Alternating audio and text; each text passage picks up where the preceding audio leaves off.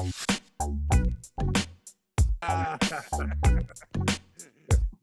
all means, listen.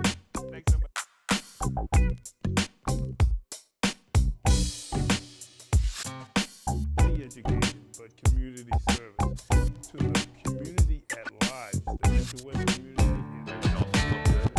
Apparel, for everybody. So while you're out there playing, you can look good while you're doing it. Come on.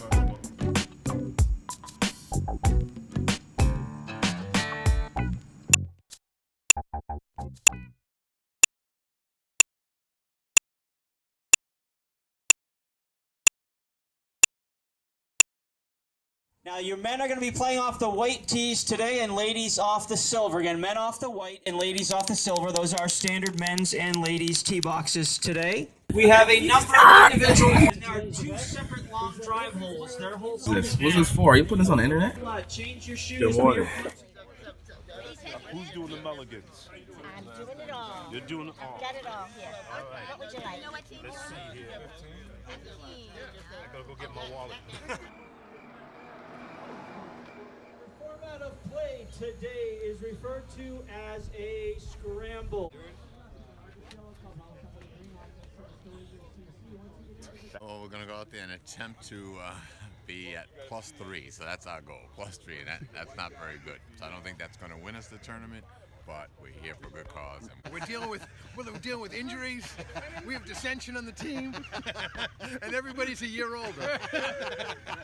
I see a lot of birdies today.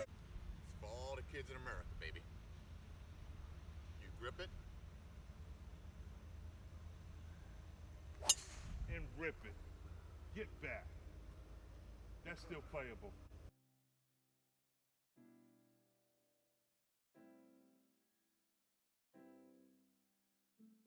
It excites me to talk about the GFCC Scholarship Golf Classic. It excites me to talk about where we started, where we are now, and where we're going. We started in 1995. I think we were part of the Tiger Woods generation.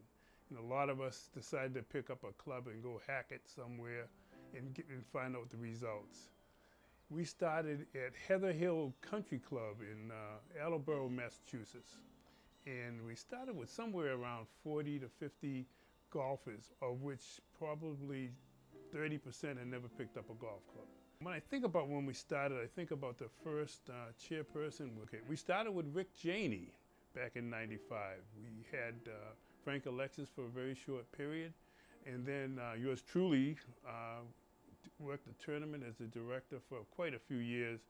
We've had some great grand marshals. We've had the late, great legend, Charlie Sifford, back in 2005, who really was one of the delights just talking with him and talking about some of the obstacles that he had to go over and get through when he started. It was just, it was not easy playing golf as an African American back in the 50s and 60s. And Charlie definitely, and others, survived, and not only survived, but prospered. One of the things that that's drawn attention to us is we have always had a real strong commitment to education, and not only education, but community service to the community at large, the Metro West community and the total community, as far as the students that we have helped perform and also, continue their education. And it's been heartwarming to see some of the things that these students have done as a result of your help. As we look to the future, one of our goals is to continue to grow the program and continue to make a strong impact on the youth in our community, that they know that their dreams can be fulfilled on just something that we have helped them with. And just to have the thank you letters that they send back to us, and some of them even send their grades back to us just to let them know how we're doing. It's been totally rewarding. Now, with God's help and assistance, we will continue to grow this program in the future.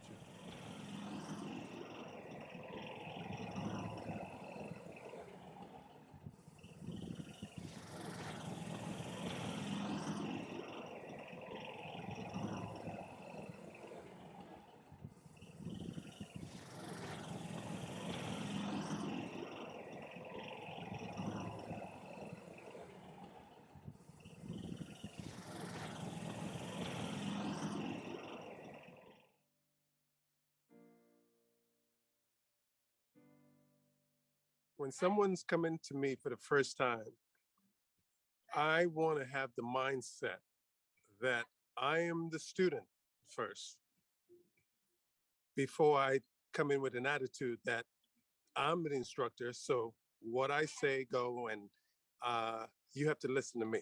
Before I can actually have a plan, a directional plan for this person, I have to understand the makeup of this person, the attitude, the personality. You know, how can I get information to this person in such a way that it's received and they can apply it? I don't get that having an attitude of me first. So I come in with the attitude, I am in the process of learning who I'm dealing with. And then I can now put together something that's specifically for this person that's in front of me.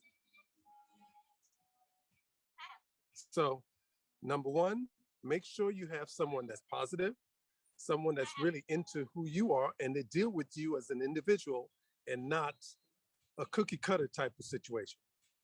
You know, this is what I teach and I give this to everybody, and listen, you have to fall in line. Because remember, there are so many different ways to deliver information that some people get it one way when someone else would get it some entirely different. I have students who would, I can say something to them, but they won't get it. But if I demonstrate it, they get it. Sometimes they have to see it to get it. Sometimes students say, listen, I get information if it's written down. The idea is finding out the best way that I can reach this person so they could be not only successful, but we have a very good working relationship. They feel they get where I'm coming from. I also get where they're coming from. It's a two-way street. First of all, you go in and you explain to them what your goals are. Okay? Now, once you tell them your goal, let's see if the coach can put together a plan to help you get to that goal in the least, I guess, the easiest way possible. Because this is a frustrating game within itself. So, number one, try to find someone that is positive, because it's going to be frustrating, someone that's patient, and someone that's going to make it fun for you. But can't be that serious. It's, you know, it's sometimes as instructors, we get so serious, we make it seem like, you know, rocket science. No, I crack jokes. I have my students cracking up because it lightens them up. I have students from every walks of life, all shades, every color, because the foundation of golf has no color. The golf swing, they don't care what color or what size, what you are. If you understand the foundation and the fundamentals, you'll be able to play this game.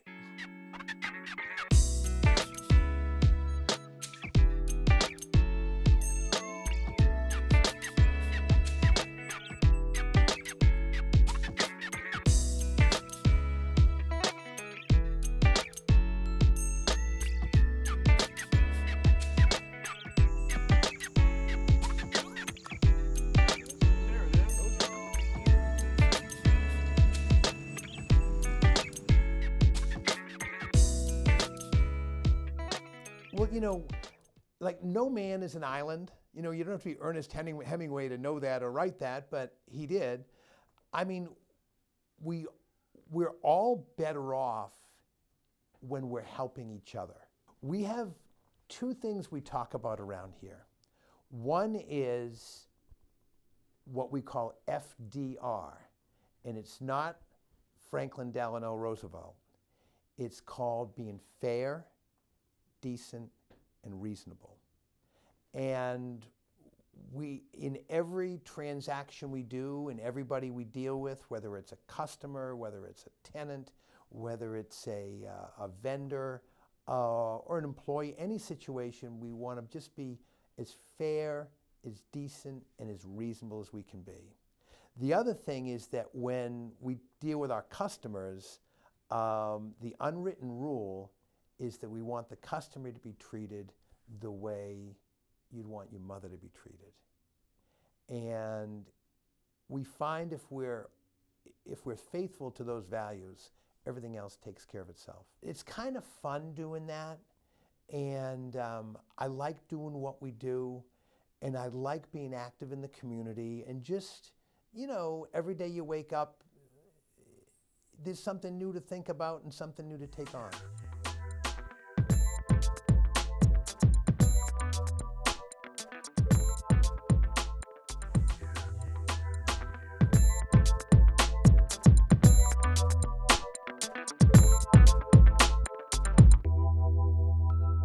My name is Christopher Reynolds. I attend Temple University, and I received the Men's Christmas Scholarship last year. Yeah, the scholarship definitely helped out a lot, between just the cost of tuition itself and then also like textbooks and that sort of thing.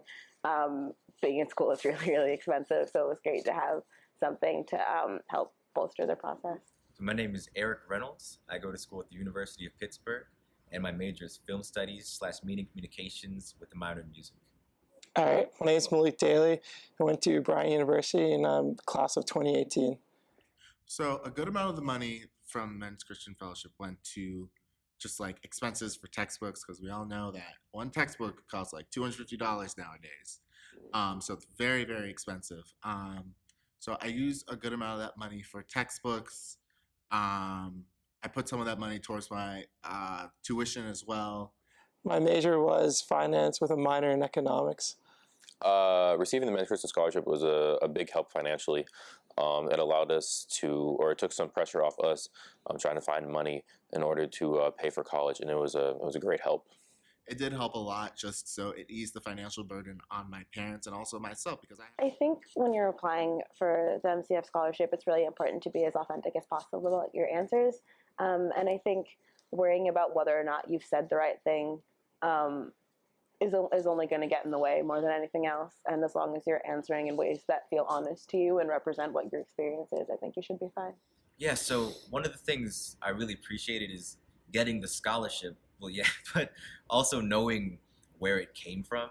Like in this sense, the GFCC family, it's not just necessarily getting the money that's helpful, but also the encouragement, like knowing that people are willing to invest in you. The scholarship helped me a lot, I think. I think as a high school student, as a college student, you look at the tuition of a school and you're like, oh, wow, how am I going to pay this off? So I think just a little bit of that financial burden of having the scholarship really helps you put your mind at ease, you could say, a little bit, to know that you have a little reinforcement to going towards the tuition.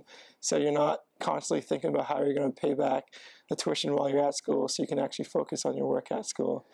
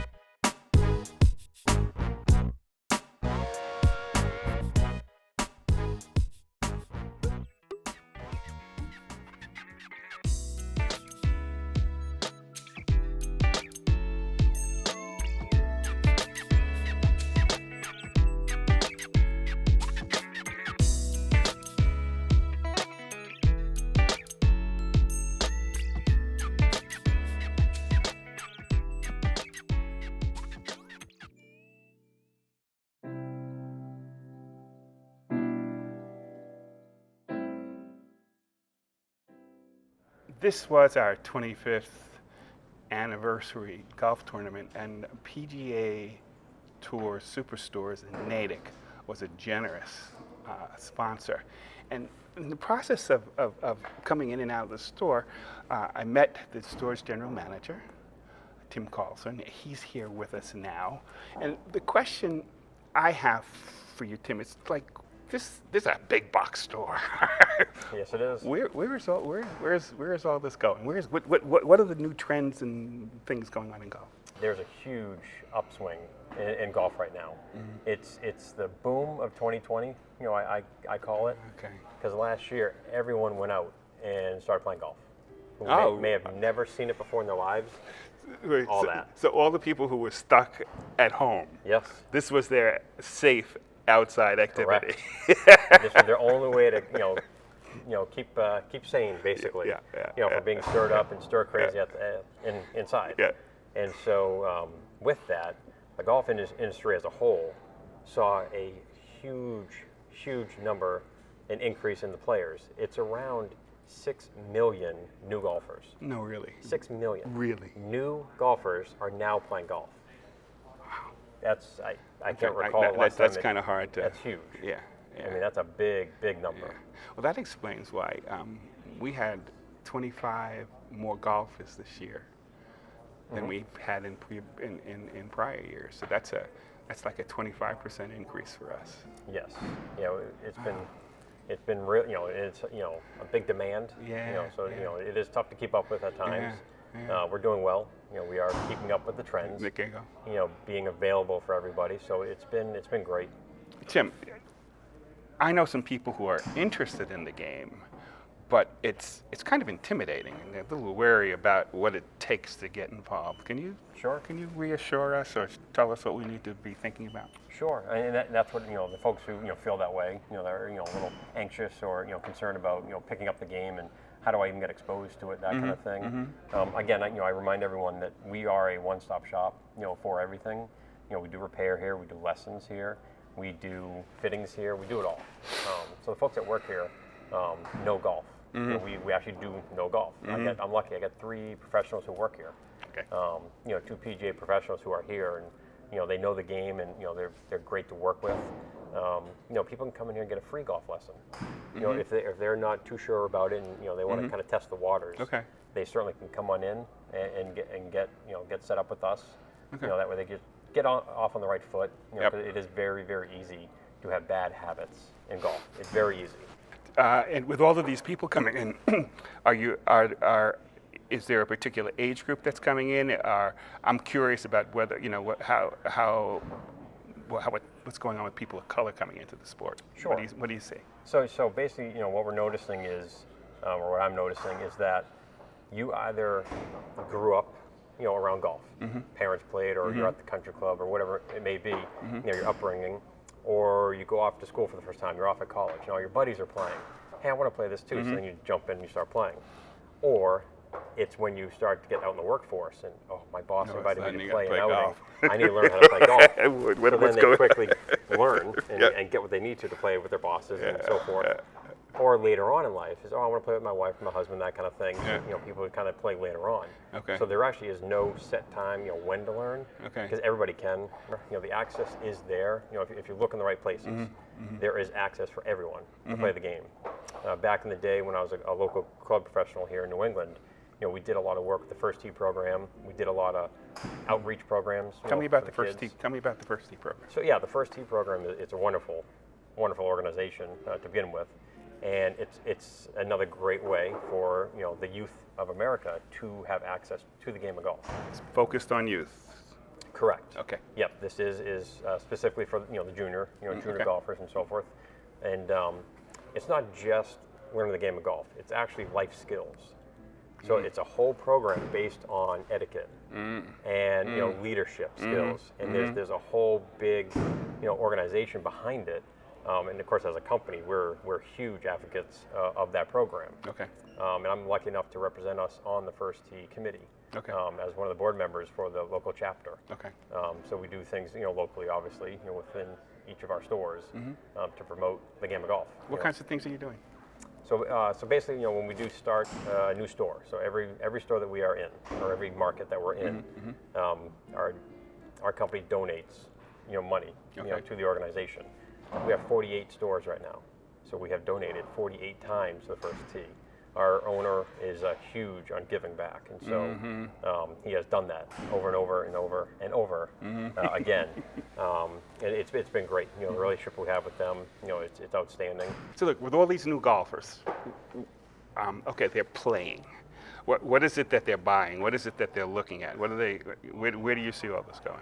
So it depends. If they're brand new to the game and not really realizing how expensive the game really can be, you know, when you break it down, it's not affordable for all. So that's why we're trying to make it affordable to all. Okay. So we carry things in our stores for everybody. You know, every price point. You know, can come in. That way, people don't have to be afraid. Oh, I don't have as much to spend. That's okay. There's a way to get you going out there on the course. Because our main goal is to promote the game of golf. Okay. We want everybody playing. Okay. Yes. PGA Tour Superstore is a great place to start. I would suggest coming right in here. Yeah, we can get you all set up, get you acclimated to the game, and get you ready. You can also look good. Since we have apparel, for everybody. So while you're out there playing, you can look good while you're doing it. Some of us are more concerned about how we look. Exactly. So you can do that all right here.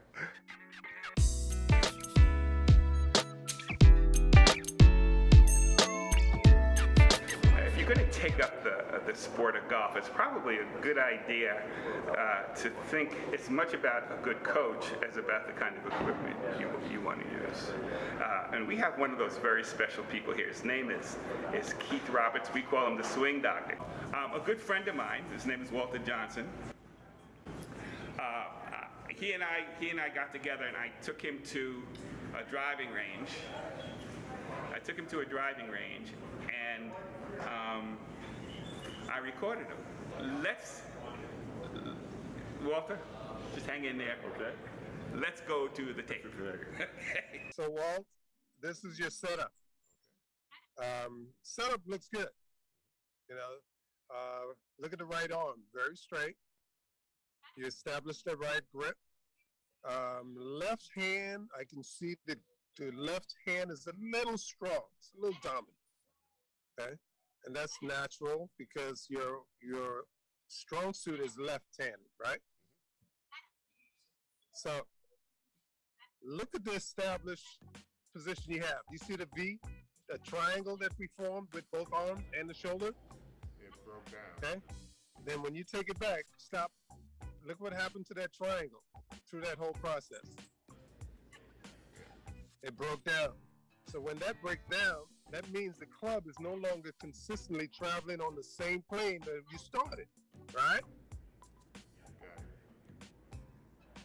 And some of the videos I showed where you were actually topping the ball. You remember that? I remember that. Okay.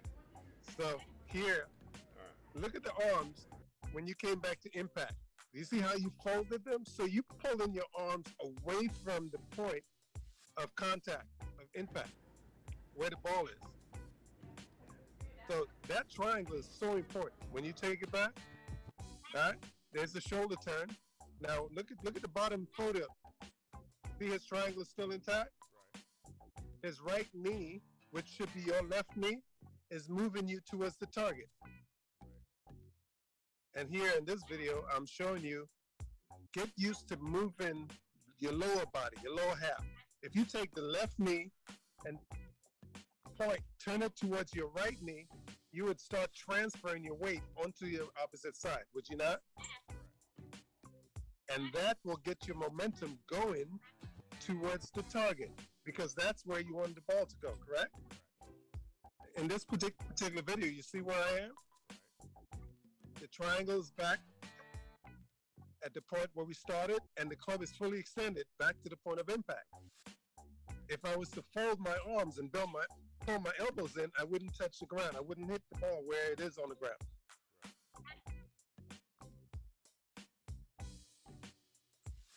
So, yeah, that's just the basic things that I see with your swing. It's just having your arms fully in tune to your body. Your hands are totally independent and it's dominating the swing. So you're trying to swing the club with your hands. You have to incorporate your arms connected to your shoulders and your chest. so they all move in unison. They're a unit, and that's how you get a consistent golf swing. So the club is traveling on the same swing plane every single time you do it. Keith, thank you very much. You are very welcome, my brother. Walter, thank you very much. Thank you, Bob, and thank you, Keith. Much appreciated.